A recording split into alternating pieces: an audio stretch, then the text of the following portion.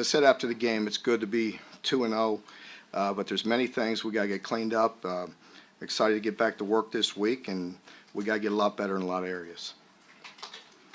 How significant has the success against South Carolina, this particular series, been in the growth of the program here? Just you guys have sort of I think you've lost 13 of 14 historically against South Carolina, and you've been on a nice run against that program. Well, I mean, at the time, they were big wins, of course. You know, I don't think they mean much going into this game, but there were some good times and some good games, but this is a new year. Mark, you know the atmosphere going down to Williams-Brice is going to be electric. It's going to be a blackout. It'll probably be a sellout, and Rooster's going to be going crazy. You went in there 2 years ago, and you came out with a victory. How do you prepare your team to go into such a hostile environment? It was good to, go on the road week one and get the win. We all know this atmosphere will be quite different. I was really, pretty amazed, really, the first time I ever played down there with the atmosphere. It was fantastic. Really great venue. It'll be a real challenge, but we have to embrace that.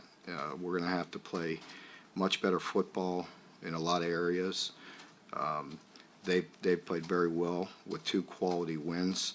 They've been very sound. They've played very clean football. They're just like us. They're +4 in the turnovers. They've played solid on offense and on defense, and they've gotten the 2 big kickoff returns that have sparked them also. So they've played really solid football. They're well coached. It'll be a real challenge, but it is quite an atmosphere, and our players just got to concentrate on us and embrace what we do. So that's what makes it fun to go into hostile environments like this, and we got to be up for the challenge. Something about that surprised you that first year you went there? Well, I had never played there before, and it was quite an atmosphere. It was good. It was cool. It's a neat place, and so as we make our way through most of the Southeastern Conference, I've been to most. Haven't been to all of them yet with the schedule the way it is, but we've had an opportunity to be here a few times, so at least we know what we're getting into. Can you get a little specific about some of the areas you worked on to get the kids better? Yeah, there were a lot of things in the game, and you heard me discuss it after, in the post-game press conference. And when you look at it, they're the things that I thought. If you look at us offensively, you have to the most common one to look at is the snaps. The snaps, and listen, there's 2 snaps in the game, or there's several snaps in the game. There was 2 that stopped drives. So we only have 11 drives. 6 of them go for points or a missed field goal. 5 of them don't, and 2 of them are because of snaps only. And then you look at the other 3, and 2 of those, the opening play of the drive, start with penalties. Those need to get cleaned up. And the other one we did not convert or score on was a 3rd and 3 that was late in the game, and we decided to run the ball, and we come up a half yard short. So, things aren't, the sky's not falling, but we have to get those things cleaned up. And those are the snaps. We will continue to work on that. We'll get those corrected. Nick and Bunchy are very conscientious young men. They work extremely hard. They take pride in their craft. I know they'll work on that and get that fixed. We got to get the penalties fixed, and we got to be just a little more, more disciplined in certain areas. Defensively, there was position on the football. Our coverages weren't as precise as they need to be. We need to contest more passes, and we need to tackle better. Also with the special teams, we took a step back there in kickoff coverage. Goes back to some issues before. All of a sudden, you don't get a great kick. You have a guy miss, and there's big returns. And we have to get that corrected by this week. We know what we're getting into this week with their kickoff return and with Debo back there. He's a real weapon, so we have to get those areas cleaned up. So those are some areas specifically. What does Debo do particularly well, and kickoff return that he can bust? Oh, he's electric. He's a playmaker. He's got great vision. Like any great returner, you got to have top end speed. He obviously has top end speed and can make people miss, but it also has vision. And that's where you have a very good football player. He does a lot of things. They want the ball in his hands. He's got quite a few touches. He'll get things on reverses and little fly sweeps and punt, kick returns and many different ways. And obviously they'll isolate him and try to get you one-on-one with him as well in the pass game. Marcus Drake Jackson back there at center right now, or does he just need more work? Just more work. He's going to be fine. We just got to keep on plugging away. If we felt like he was the part of the best five, then he would be in there. And again, I keep on going back to it. That's development. He's going to be just fine. He's developing and getting better. And that was the same way last year. We didn't have 9 players that we trusted at the beginning of the year last year. By the end of the year, we did. What do you see? You didn't see Jake Bentley last year. What do you see him on film? Just a good quarterback. Good strong arm. He knows where to go with the ball. He's getting some playmakers around him, and they're getting good balance in what they do, and so he's a good player. Mark Eddy said something that the players said in the locker room after the game Saturday really encouraged him. Can you elaborate on that? Do you know what he's talking about? Well, I don't know, but I think the whole attitude was, again, nobody's going to make us apologize for being 2-0. We know there's work to be done. Those players know that. They're conscientious. They care, but so there's absolutely no reason to hit the panic button. But you have to have some urgency. We have to get some things cleaned up, and that's just the little things. That's discipline, and we're going to really beat it on them this week. We have. Wow, slacks. But we have to, just be more disciplined and we have to be more consistent. There's things we have to get cleaned up because the margin for error starts to shrink as you get into conference play. Did you sense then that your players struck the right balance between happy to be 2-0 but not, Absolutely. feeling too good about themselves? Absolutely. So we have to get some things cleaned up. And again, I think, the big word is just discipline. We have to be disciplined in all aspects of it, and we have to execute. And our guys care. They want to be better. They know they can be better, and we're going to work hard to do it. So, I'm encouraged by that. But, I want to say the same thing about Drew, when he went in there and I'm very happy that we inserted him in the game in the situation that we did under some pressure. You have to get those quality reps. And again, his play, I have to defend him just like I defend Steven. It's a lot of people around him. You don't need to go in there and get a penalty on a screen pass and get a holding penalty on the first one, and then protection issues. Give him some options on third down. There's not many quarterbacks that are very effective on 3rd and long when you're not getting great protection or there's not some kind of big play. And, we got him in 3rd and long in the first series. Next series, we have another penalty. It starts 1st and 15. We have a run. Benny's banged up. We have a guy that hasn't played college football yet and has a run that's couldn't possibly be set up any better, and we miss it. We bounce it outside instead of hitting it up inside, or it's a huge gain.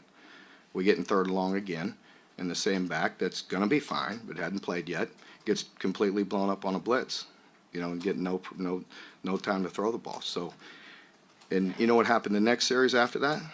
Same thing, 3rd and 10. Guess what happens with Steven? No protection, no throw. We get sacked, bailed out by a face mask. Everybody forgets that. Mark, when you say at the end of the year you had 9 guys you trusted and you're shooting for that goal, and you didn't have 9 at the beginning last year, how many do you have now? Pardon me? 9 offensive linemen, you had 9 at the end of the year, Yeah. you didn't have at the beginning. Where are you now as you want to get up to that? We're working on. We've rotated 7 guys. We need to get to 8 or 9 guys and find that rotation. We're working with it, and when injuries go down, we have 2 guys right now at center that we feel like can play, and if one of them goes down, then we have different options at guard.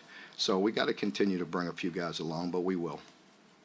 Jordan Jones had a sling and some ice on his shoulder after the game. Is he?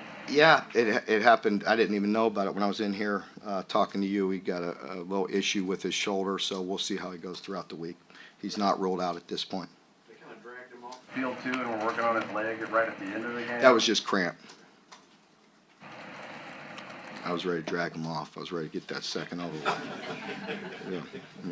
Yeah. Mark, have you moved any closer on a decision about Nasir Watkins and Ryan Kovac? Yeah, yes and no.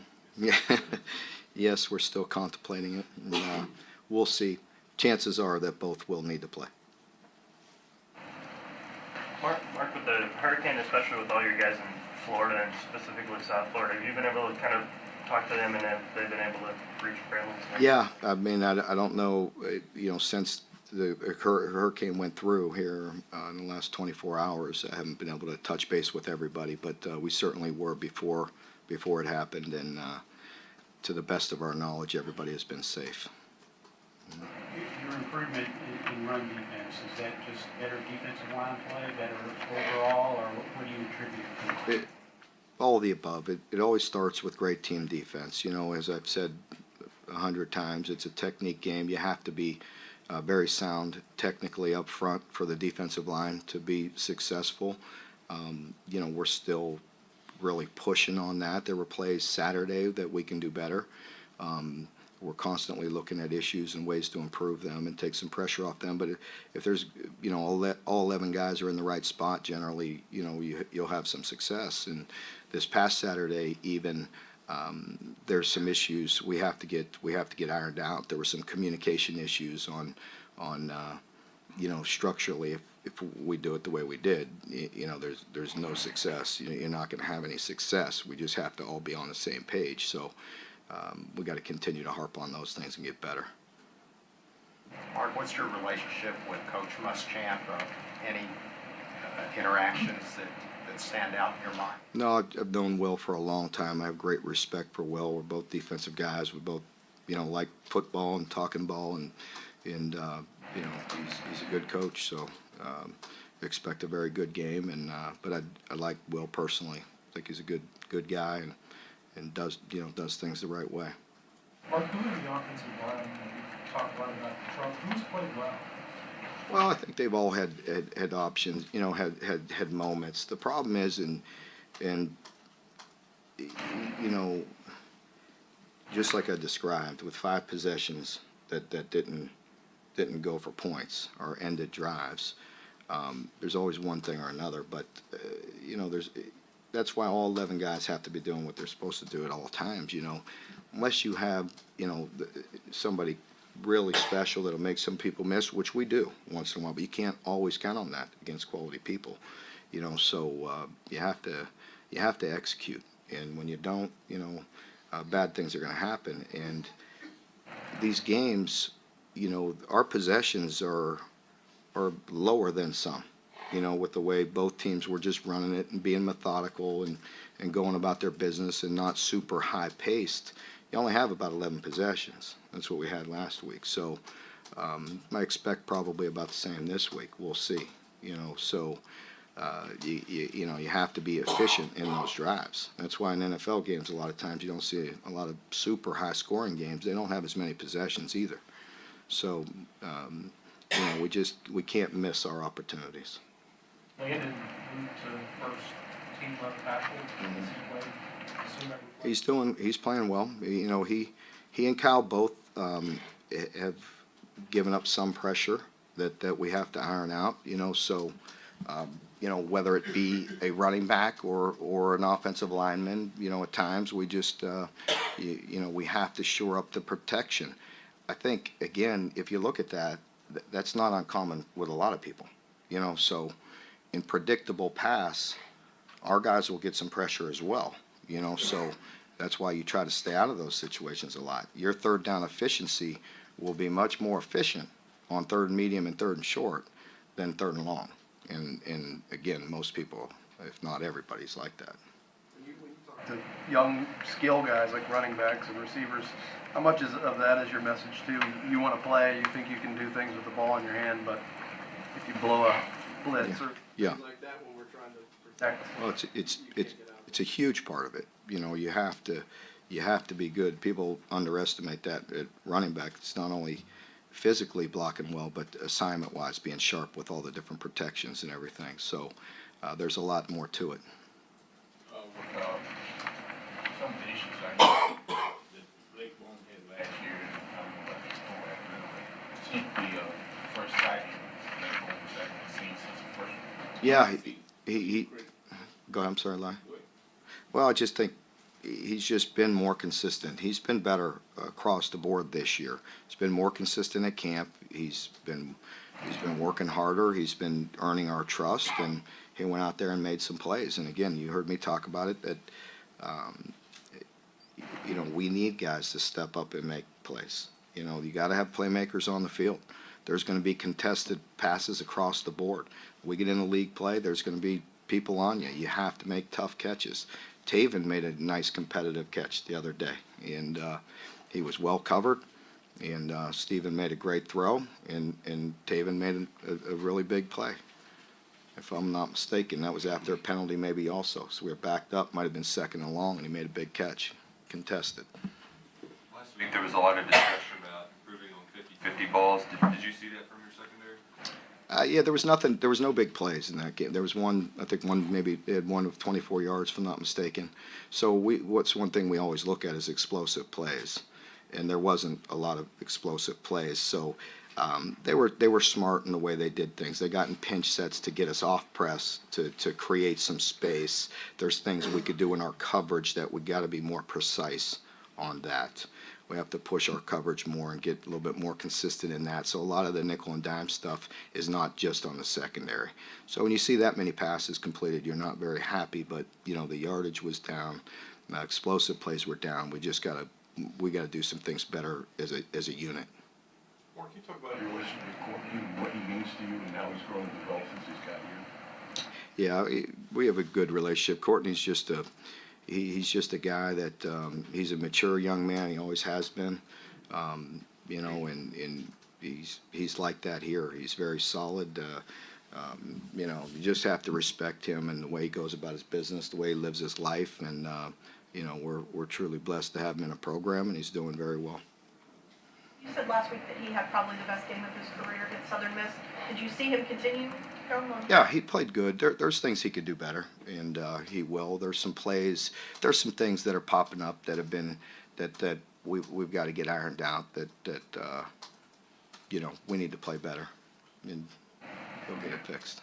Mark, I know you're focused on your team, but one of the defining aspects of Big Blue Nation is how much they continue to care for their former players even after they've left the program. Can you share with us your thoughts on either Boom Williams or Jeff Bedett and how the paths their career has taken? Yeah, I mean, we're always rooting for all those guys. You know, we you know, we would be a different team. You know, you always wish you had some guys. You know, if you had Jeff and you had Boom and you had Cole Mosier and Dorian Baker, you'd think we'd making a few more plays. You know, you know, those are four guys, and you know, again, all you heard me talk since I've been here is about recruiting and developing, right? And you know, there's four examples of it right there. You know, of guys you develop and you put in position, you get them older, you get them more mature, and unfortunately you don't have them with you. That's why you need a whole bunch of them. That's why you see some guys that have about 80 and 90 of them. You know why they look like that, because if you get certain attrition, you just plug in the next guy. And we're getting much better, but it's hard to replace those four guys I just mentioned. They all could be playing for us right now, but they're not here, so it's the next guys stepping up. Mark, what was your reaction watching Bob go nuts in the press box? I was going nuts too. I was locked in as well. So you know, so I saw him keeping his composure the whole game until that play. I think that was the touchdown that put him up by a pretty good bit, and you started feeling a little better about the game, because you always know those games are going to go back and forth, and always can. But we were all excited at that point. Denny's ribs on Saturday, I know you said the X-ray made it and everything, but you expecting him to be fine? Yeah, I hope so. It's definitely one of those injuries that are very painful. You know, you've seen or heard guys that have had those and played with them in the NFL and different things, but But, there'll be some pain, there, and we'll see how it goes. I have no idea how it'll go this week. I think Jordan's is similar. There's a pain tolerance issue that, we'll see how it goes and whether he can handle it or not. He said, I couldn't tell if he was tongue in cheek or not, but he said, I might not run Wildcat again. Maybe this isn't a Wildcat team. Yeah, Do you have any sense for that? I mean, does it just feel like, so you said some years it works for you, it's good for you. Yeah. Some years, based on what you have, it's Yeah, not. it's true. You never know. We have to do whatever you got to do to win games, and you've heard me say it, but it's so true. And I think you look at South Carolina, and they're a good example of that as well, right? They've been very efficient and have 2 quality wins, and they've just played solid football, and they've done what they've had to do to win.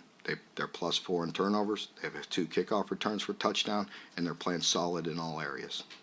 Mark, do you all think though that the Wildcat has been less effective because of the way teams are defending it, or because of things you're not doing? I think there's a combination. I think it's sometimes when you're getting that and you're not exactly sure how they're going to play it and the way people are rotating things and doing things, they stumble into some plays sometimes. And some of it, like in game 1, it was a combination of issues, whether the backs maybe not letting the smoke clear, and there's some plays there, just being more patient, and sometimes it's blocking. It's a combination of all of it. What are you seeing from Mike Edwards playing that nickel spot a little bit more now this season? Yeah, Mike's just been solid like he always is. There's some new wrinkles and some experience that he still has to gain there, even though he's a guy that you've heard me say his instincts are there. He always has great instincts and great awareness, but there's still some nuances there that he's working his way through, but he's still playing very good football. Coach, you talked about opening SEC play against a good South Carolina team. How important is this game just in terms of the rest of the season? Is that something that you're talking about with your players? Well, it's super important because it's the next game. I mean, we never look beyond that. So how it affects the rest of the year doesn't even enter our mind. To be honest with you, it's guns loaded and ready to go to work to prepare the best we can to go play a quality team on the road in the SEC. So we don't need any more motivation than that. How beneficial is it to already have a road game under your belt this year before you go down? I think it helps. I really do. I think it helps. And, this will be quite different, but I think it does help us, just the routine and some of those guys that haven't been through it before. Mark, how did you think the defensive line played Saturday after a pretty strong opener? Again, solid. I mean, not as good, not as sharp. And that's no knock on them. I think that's just how we were across the board. I think, not as many opportunities to defend the run, but we weren't as sharp as we could be. Mark, you just seem a lot happier up there on the podium. You smile a lot more. I'm always this way. What are you talking about? We don't. Other than being 2-0. What is it about this team that makes you so jolly? We'll see if you say that next Monday, okay? Yeah, so see if you say that next Monday. I don't know if jolly. I've never heard that word with me, jolly. Yeah. No, I just feel like this team, they're fun to coach. I think they want to get better. Don't believe me. I'm not. I was very. They're going to get coached up this week. I'm not real pleased. There's a lot of things we have to do better, and we will. So I don't know, but I know this group will take it. That's I guess the only thing that's different is I know you're not going to go in there and just talk and talk and talk without them listening and taking it in and wanting to be better, wanting to improve. You always like that as a coach. That's why you coach. It's challenges. We still have quite a few challenges, and there's things that aggravate the heck out of you that we have to get cleaned up, and we're going to start doing that today. Did that spark from... I guess that's why I'm so jolly, because I can't wait to go rip somebody's butt. That's the truth.